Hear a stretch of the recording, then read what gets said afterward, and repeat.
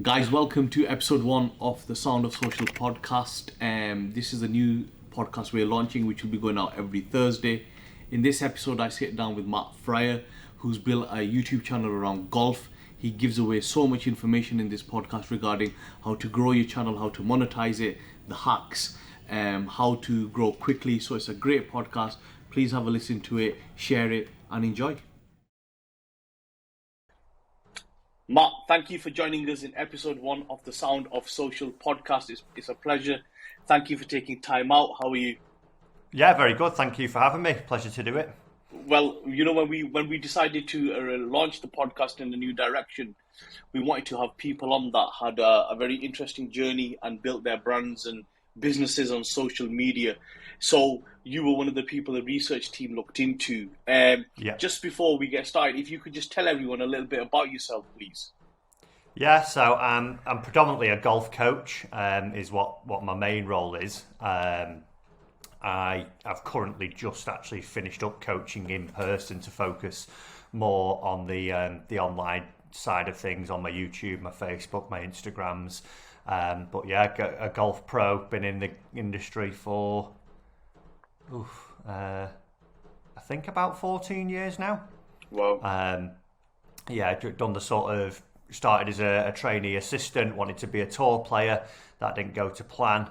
Then got into coaching and was at Trafford Golf Centre, one of the busiest ranges in Europe, for 3.5 years, I think it was, 4 years maybe, coaching full time. And then as my social stuff started to take off, that was demanding more of my time. And like I say, now we've just started just focusing on that full time.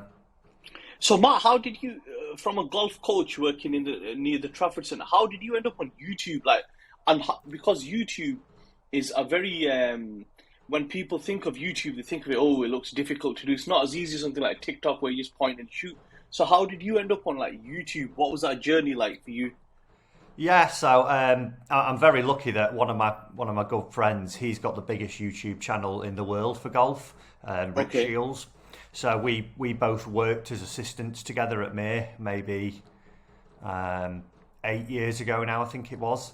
And as Rick started, he moved to Trafford Golf Centre to coach, and we both like YouTube. I was already watching a lot of YouTube. I actually used YouTube to watch music videos quite a lot. So Jamal Edwards, who's sadly just passed away, I was a big fan of SBTV, would watch loads and loads of that. So knew about the platform already, but never used it for golf or anything like that. Then as Rick moved over to Trafford Centre and was growing his teaching business, I watched what he was doing, and then he left Trafford Centre, and about a year later I got a job there coaching full time. And I'd had my channel for maybe 3 years prior to going to the Trafford Centre, but I didn't really know what I wanted to use it for, why I had it, what I was delivering on there. So I never really did anything. I'd maybe put a video every now and again of me playing golf, or maybe giving a golf tip, but there was no definitive idea of what Matt Fryer Golf was really. But as soon as I moved to the Trafford Centre, I just used it as a way of free marketing. I'd seen how Rick had leveraged it to get more students, because at the time when he was there was only 4 golf coaches. When I went, I became the 7th, I think. And obviously 7 golf coaches, you're fighting for business. We needed to provide our own clients and bring in our own revenue. So it was a way of me touching other people outside of the Manchester area, all around the country really. And that's where predominantly the YouTube started taking off from. Then I knew that I had a purpose of providing golf lessons on there, golf tips to help people get better at the game, enjoy the game more, which ultimately would hopefully see them transform into potentially becoming a customer of mine, which started to happen. I started seeing guys come in and girls from outside of the Manchester region to start off with, and it was. And this was all via YouTube. They were discovering you via YouTube. Yeah, so I had the YouTube. Like I say, probably I would say I've had my channel now for 7 years, but I only really sort of see my channel properly going for 4.5 years now, really 5 years. But yeah, they would see me on there. I had Instagram as well to go along with it, so any video that I would release, I would promote on Instagram as well, and Twitter. Never really did Facebook until last January. Got into Facebook then. But yeah, it was just YouTube predominantly, just to see that new people were coming to me. They started travelling from all over England, Wales, had guys driving down from Scotland. Wow. I had a couple of chaps from Australia actually come for lessons. They were on a holiday, and they flew one way as the family flew the other, and they came for like a day's lessons with me and spent a full day with me, and then flew on to meet the families and things like that. So it was just a way for me to get busy. And then as time grew, and because I knew what I was wanting the channel to be and what I wanted to deliver, and was obviously hopefully helping as many people as I could do, the channel grew and grew, and it outgrew basically what I would do coaching, to which point then I had to make a decision about where I wanted to go with it. Now, just going slightly back, when you decided you were going to really take it serious, so 4 years ago, how did you structure that then? Was there a certain formula you were using, like we're going to go with 3 videos a week, sorry, or I'm going to plan this many videos, and this week I'm going to talk about how you play golf like this, or the techniques, or different courses. So how does that practically work then? Yeah, so I had a strategy in mind, because like I say, for the first 2 years it was like, oh, fancy making a video today, I'll put one on, and then I'm not bothered, and I wouldn't do anything for a month, 6 weeks. And obviously with the YouTube algorithm, if you're not uploading, you're not going to get pushed, because obviously they want people on the platform. If they see that your channel's very intermittent, there's no point for them to push it, as it were. So having seen like my friends, how they were doing their channels and things, and watching other golf YouTubers, I came up with a plan that, well, I can make 3 videos a week, manage and maintain those, instead of trying to do as much or stretch myself too thin, where I saw some people saying, well, I'll do a video every single day, whilst I was still coaching 45 hours a week up until sort of 10 at night. I would then go home and I would have to edit my video that I've shot myself and go through the whole upload process. So it was a case that I said, well, I can film I always used to film on a Monday morning, up at Warrington Golf Club, which is just around the corner from me. I knew that I could go there every Monday morning, shoot 5 videos in the space of like 6 a.m. till 11 a.m. before the first members would get round to the sort of the latter stages of the course where I would film. And that would always mean that I could have 3 videos a week going out.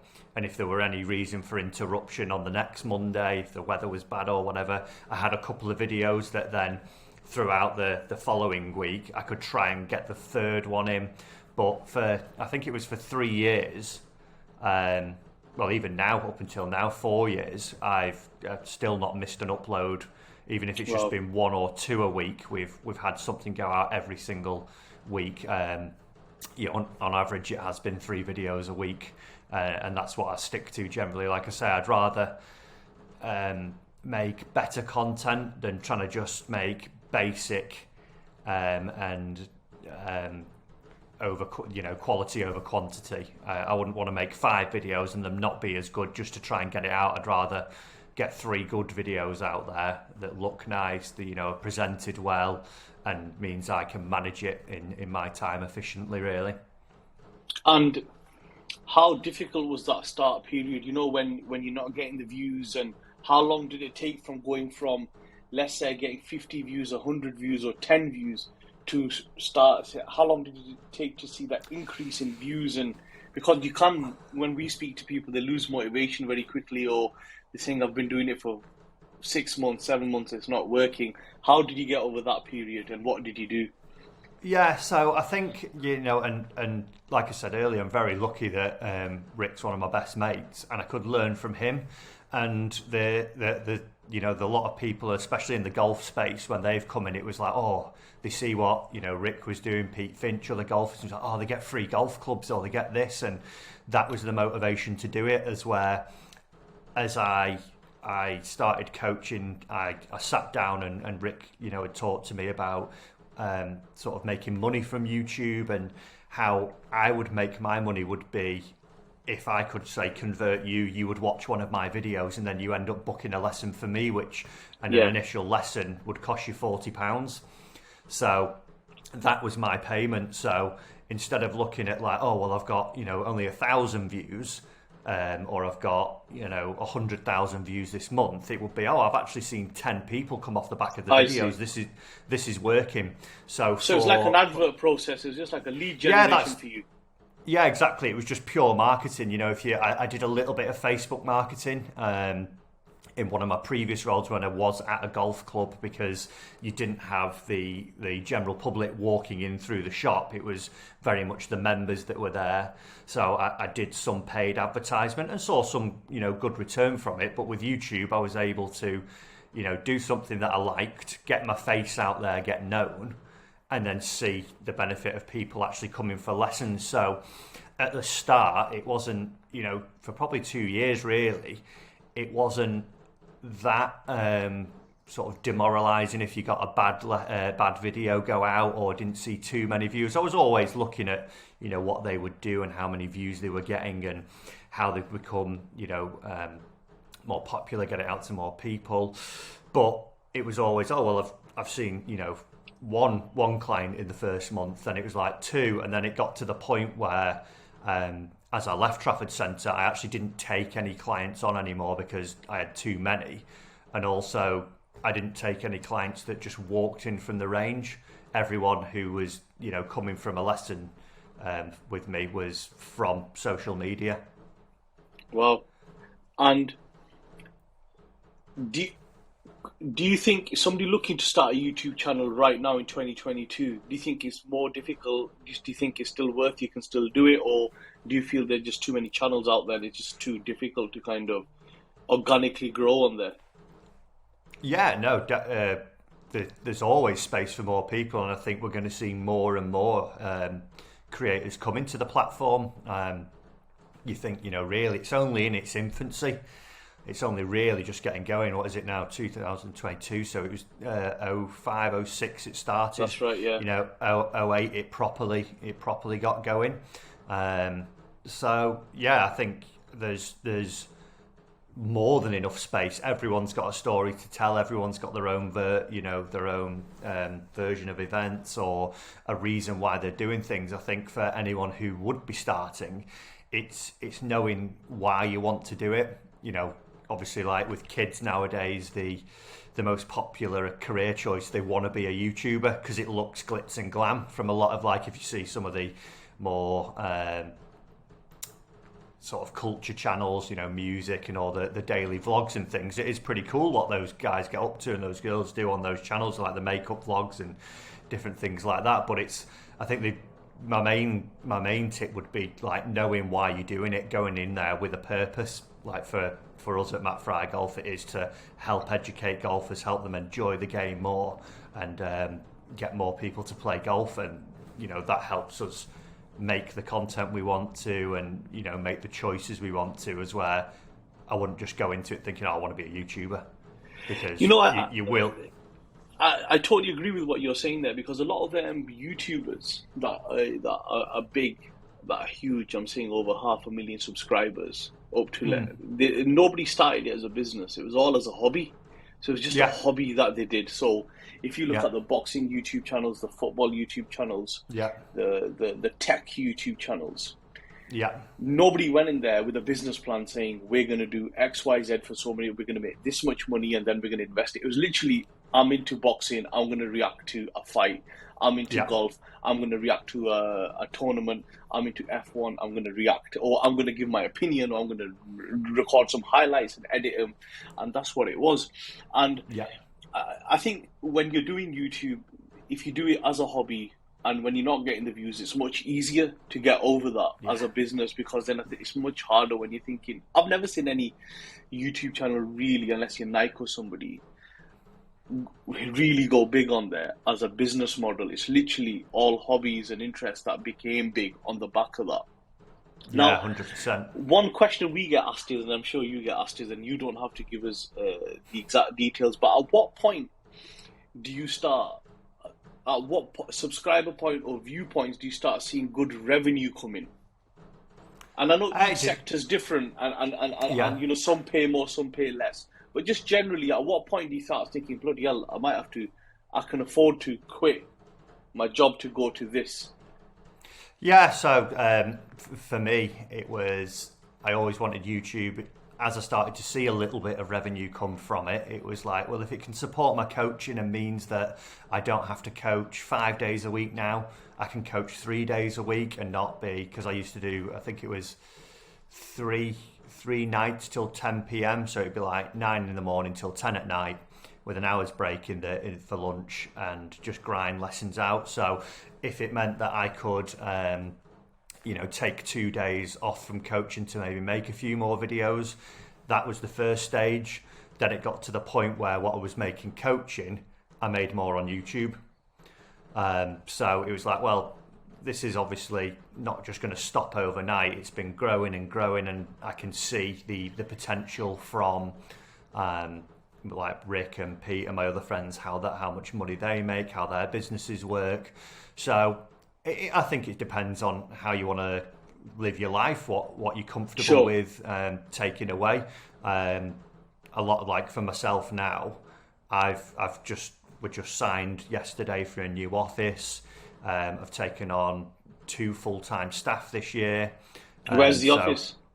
It's in Warrington. Nice. Yeah, so I've got a little studio at the moment, but it's nothing fancy. But we've got like a golf simulator in there, but we're moving to one where we can have a simulator and then 2 office spaces and a room for recording any other videos. So in terms of revenue, it is endless, really. You can make as much as you want, and you can stop your job depending on what you need to survive, basically. But I would say, sort of numbers wise, if you're probably doing 1 million views a month on YouTube, you would be able to live an okay life. And obviously it depends on your CPM as well, because you look at someone like David Dobrik, who's getting 10, 20 million views a video, but doesn't make any money off YouTube because his content's a little bit controversial. Advertisers don't want to be seen by it. So for something like golf, where we're very safe. So I think Bitcoin, crypto pay the highest, if I'm not mistaken. Like that, cryptocurrency at the highest pays. But you're right. If for the people listening or watching, if all your views are, let's say, coming from Asia or South Asia, you'll be worth a lot less to somebody getting a lot of views in the West. And then if you're getting a lot of views in the finance sector or something really high end, you get paid more. But as a flip point, not as a flip point, as a point, 1 million in your sector, it gets you to a point where you can start really thinking about taking it up full time. And is that made up of just Google paying you through views, or is that made up of sponsorships, product placement?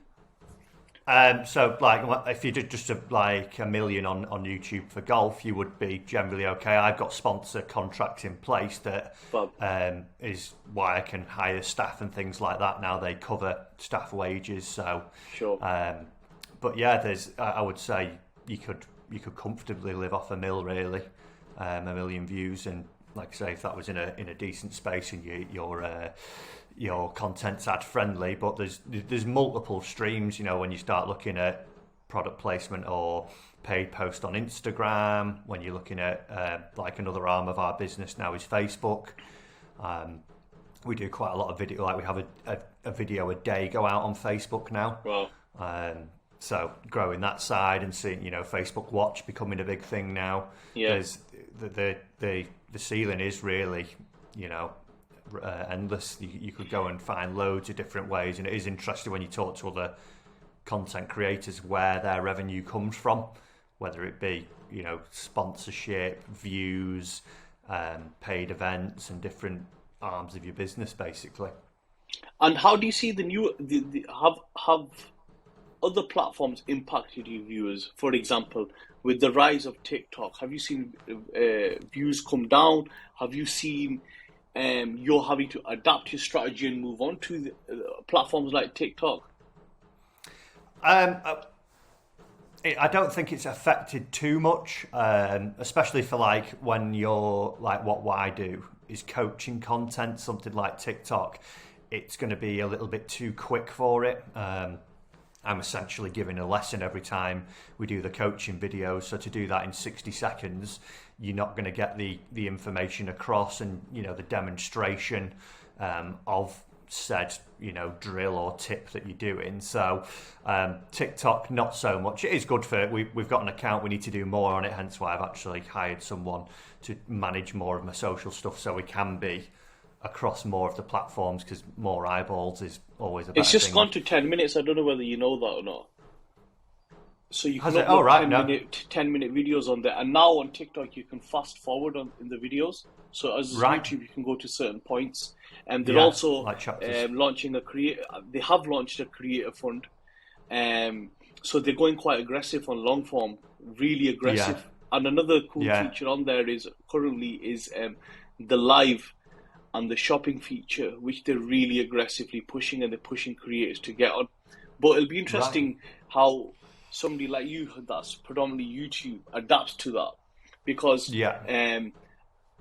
just my opinion, I think every brand should be and has to be on there. But again, the content, as rightly you said, cannot be what you put onto YouTube onto there. It needs to be much faster and much snappier and getting to the point. Whereas YouTube, you're optimizing for watch time.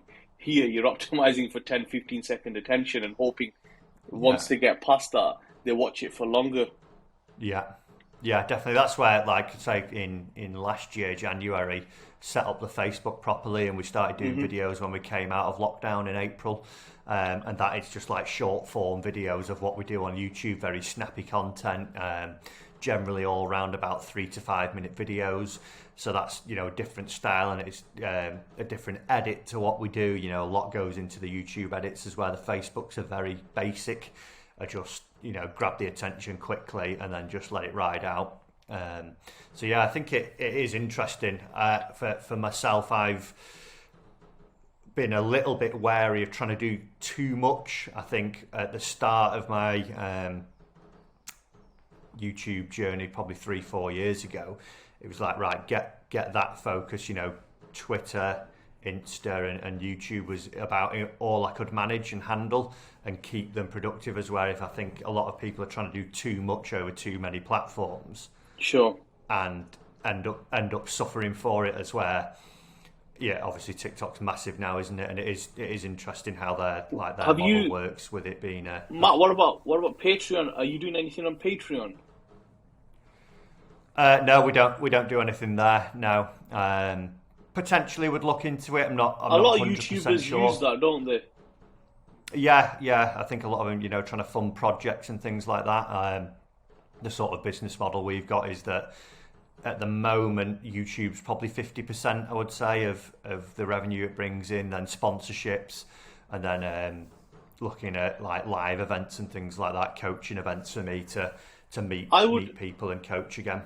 As an idea, I would look at how the football fan channels use Patreon. So what they'll do is, I don't know if you follow any football teams, but what they'll do is they'll have a Patreon group as part of the channel at, let's say, £5 a month. And then they'll put extra content in the Patreon channel just for the Patreon members. And then that's an extra revenue stream, which I've seen a lot of them do. But again, it just depends on how much you can handle and where your focus is, I suppose, as rightly you said. Do you, because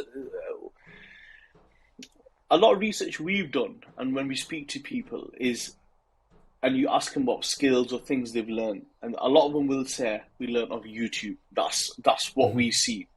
Do you see the traditional education system changing because of this now? So colleges, universities becoming less important, and a lot of people just saying, I'm going to just use YouTube to train or learn skills, or use something like Skillshare or these other online learning kind of platforms. Yeah, I think it's going to have an impact. I think, you know, your college system in America is always going to be there the way that's set up. It's going to keep people just cycled through it constantly. But I think, you know, as I said earlier, it's in its infancy, YouTube and the social media stuff. But I definitely think over time, more people will not be so hesitant not to get a college degree or a university degree. They'll see how other creators have gone and built, brands, big businesses off the back of just starting from a camera in their bedroom, let's say. And I think that there'll be a transition where, maybe 10%, 20%, whatever it may be, will look at becoming a creator online and building their own brand instead of saying, I'm going to go and do my 4 years at uni, get my degree and just go into X job because I've got that degree. And end up with loads of debt. Yeah, that. Yeah, so I think it will change, and definitely learning has 100% changed. From when I was coaching at the range, the amount of people that would come in for the first lesson and say, "Oh, I've watched you. I've watched this tip from him. I've seen that lesson from that girl. I've done this on that, and I've done." And it was like, "All right, okay." And they've watched 10 different channels, tied 10 different tips, as where you go back 10 years ago in golf, it would have been, I've had a lesson with my local pro, didn't like him. I tried one with a pro there, that was okay, and now I've come to you. Or I just don't have lessons. So there's definitely, it's opened up a huge audience of people wanting to just learn differently. I'll flip that then. Do you think people know too much and they're trying to educate you on how to do it? Well, I've seen it on YouTube and they do it like this, you're doing it like this. Yeah, there's obviously too much information sometimes, and it's knowing what's relevant. Like for me as a golf coach, and a student will come to me, they'll say, "Oh, I've done this, I do that, and I do that," and it's like, well, how did you come to that conclusion? It's understanding what's actually the correct way of going about fixing the problem you have, and there might be multiple ways of doing it. It's just identifying the actual problem and the reason for it. Like golf is a complex sport, really, so there's lots of things happening. You're moving a club around your body at quite high speeds, and your body's got to turn. It's the only sport where we're playing side on from the target and not looking at your target. So yeah, there are things when people come in and they've overloaded on information, and some of it which isn't relevant to them, and they want to know certain things about technology and how like a launch monitor that tracks your golf swing and your ball. But I need to know this, and it's like, well, you don't really. You just need to learn how to find the middle of the club face to start off with. That information isn't going to help you right now. So yeah, it is. Knowledge is a dangerous thing sometimes, and it's going about and getting it in the right way. And that's why, as a golf coach, it was always give the information in the bite-sized chunks, get them in, and then tailor the information to them. It's interesting you said that. My doctor told me once that 10 years ago, somebody would come in and say, "I've got this wrong with me," and you'd then prescribe them medication. Yeah. He goes, now they come in and say, "This is wrong with me. I've read online I need this medication, prescribe it me." And I was just wondering whether people come to you now and say, "Well, I've seen this type of golf club, I want to use that, and I want to do it like this," and you're like, "Not really." And because for me, golf reminds me a lot of snooker. When you watch snooker and golf, it looks very easy until you actually go and do it, and you think, "Oh, this is..." I've watched Ronnie O'Sullivan hit 147 so many times, and Stephen Hendry when I was a lot younger, and I used to go and play a lot. And it was so difficult. And even with golf, just getting the swing right, and how far you've got to hit the ball. It looks so easy, but in reality, it's just not. It's just not. And I suppose that's why you need a coach. Now, going forward, what are your plans for the channel then, and your brand in the next year? Where do you guys want to be? So we're trying to grow as much as we can. Ideally, get to the 250,000 stage of subscribers on YouTube. Do you think you'll be able to do that in the next year? Yeah, but ideally the goal is if we could get it by December, that would be fantastic. But I think, like I said earlier, knowing what we're doing it for, we've got like the mission statement wrote on the wall in the office, and as long as we're...